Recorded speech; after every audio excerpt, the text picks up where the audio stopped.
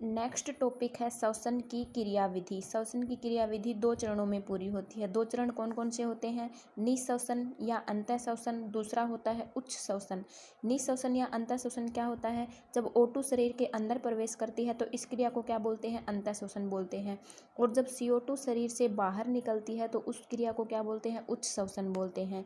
तो O2 का शरीर के अंदर प्रवेश करना अंतः श्वसन कहलाता है। इसे इनहेलेशन भी कहते हैं। इंग्लिश में अंतः श्वसन को क्या बोलते हैं? इनहेलेशन बोलते हैं। ठीक है। यह सक्रिय प्रावस्था है जो तनपुट व बाह्य अंतरापरशुक पेशियों के संकुचन से प्रारंभ होती है। तनपुट क्या होते हैं? डायफ्राम व फेफड़ों को क्या बोलते हैं? तनपुट बोलते हैं। और तनपुट के बाहर की ओर जो पेशियां पाई जाती हैं उनको क्या बोलते हैं? बाह्य अंतरापरशुक पेशियां। तो जो अंतः श्वसन की क्रिया होती है वो तनपुट और इन पेशियों के संकुचन के साथ प्रारंभ होती है। ठीक है। तनपुट संकुचित होकर चपटा हो जाता है व अंदर उदर की ओर नीचे चला जाता है। ठीक है। जिससे वक्ष गुहा का आयतन बढ़ जाता है।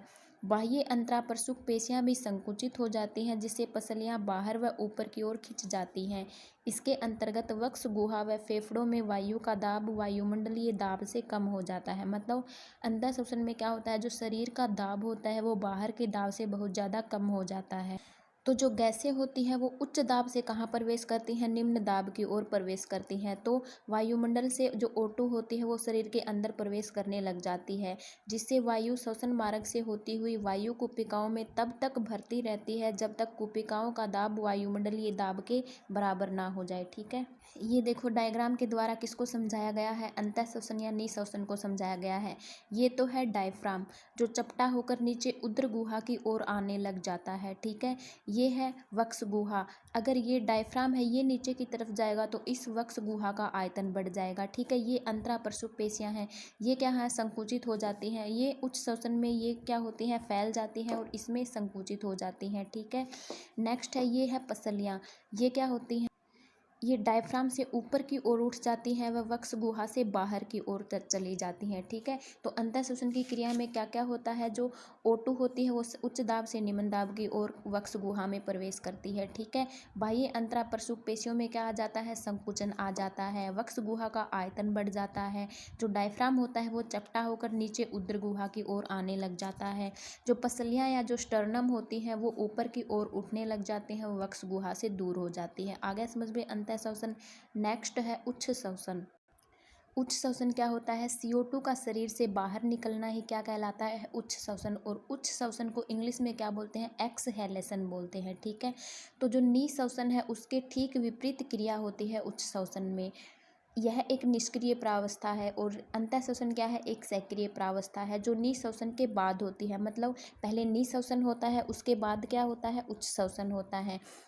तो उच्च श्वसन में क्या क्या होता है? तनपुट व बाह्य अंतरापरशुक पेशियां शिथिलित हो जाती हैं। और अंतः श्वसन में क्या होती है? तनपुट और बाह्य अंतरापरशुक पेशियों में संकुचन आ जाता है, इसमें स्थिलन आ जाता है।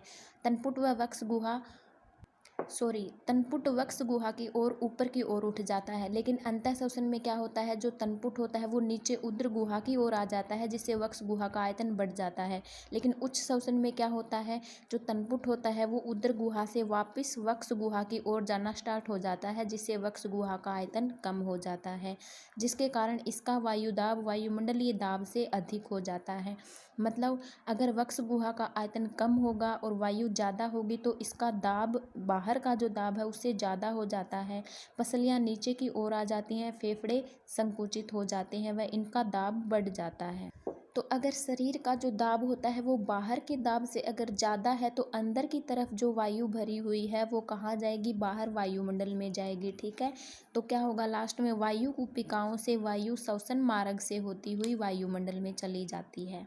ये उच्च श्वसन का डायग्राम है, इसको डायग्राम के द्वारा समझाया गया है। ये जो डायफ्राम है ये गुंबदाकार हो जाता है। ठीक है।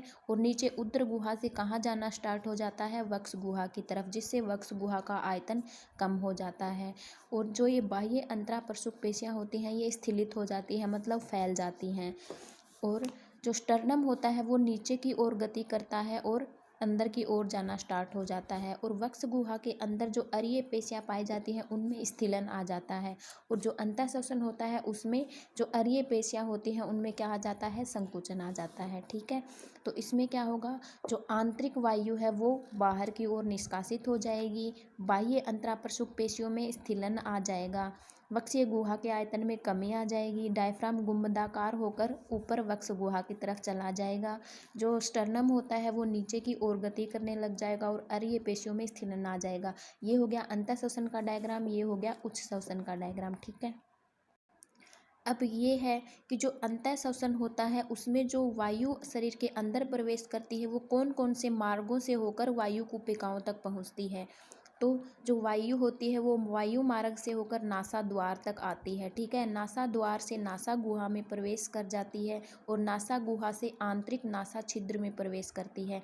आंतरिक नासा छिद्र से ग्रसनी में, ग्रसनी से घाटी द्वार में और घाटी द्वार से श्वसन नली में प्रवेश कर जाती है। श्वसन नली आगे चलकर अनेक छोटी छोटी श्वसन नलिकाओं या श्वसनिकाओं में बट जाती है। ठीक है, तो श्वसन नली में प्रवेश करने के बाद वायु श्वसनिकाओं में प्रवेश कर जाती है और श्वसनिकाओं से वायु कूपिका वाहिनी के द्वारा वायु कूपिका कोश में प्रवेश कर जाती है और वायु कूपिका कोश से वायु वायु कूपिकाओं में चली जाती है। और जो उच्च श्वसन होता है उसमें इसके ठीक विपरीत क्रिया होती है। वायु कहाँ भरी हुई है, वायु कूपिकाओं में भरी हुई है। यहाँ से यह पहले जाएगी वायु कूपिका कोश में, फिर वायु कूपिका वाहिनी में, फिर श्वसनिकाओं में, फिर श्वसन नली में, फिर घाटी द्वार में, फिर ग्रसनी में, फिर आंतरिक नासा छिद्र में, फिर नासा गुहा में और नासा द्वार से होती हुई बाहर निकल जाती है। ठीक है, ये श्वसन की क्रियाविधि पूरी हो गई।